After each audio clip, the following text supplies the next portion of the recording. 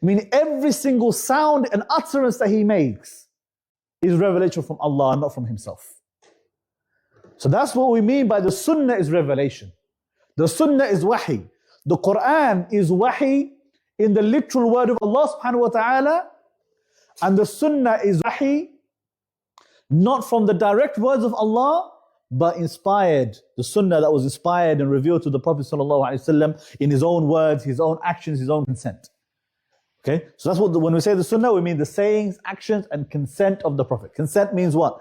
The Prophet saw you doing something, and he said, or he didn't say anything. Maybe he indicated that that's okay.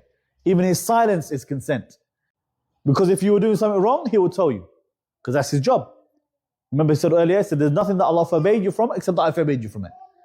So if you were doing something in front of him and he didn't forbid you, there's an evidence in that from revelation.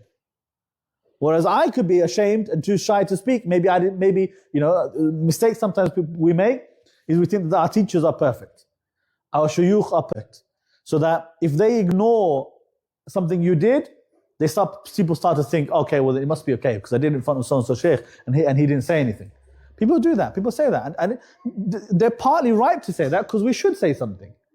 But maybe I was shy, maybe I was embarrassed, maybe I didn't see it, maybe I wasn't paying attention. Maybe I saw it and I didn't want to see it, so I pretended I didn't see it. It happens. So you can't rely upon that. But with the Prophet ﷺ, you can rely on it. Because Allah already told us, remember what I wrote up in the board before? Allah informed us that the Prophet fulfilled his mission. He didn't neglect it at all.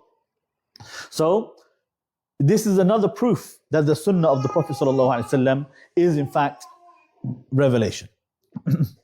Okay, so that was really the end of this chapter 5 for Imam Shafi'i. I think I will stop there. I won't go into the next chapter. The next chapter is talking about abrogation.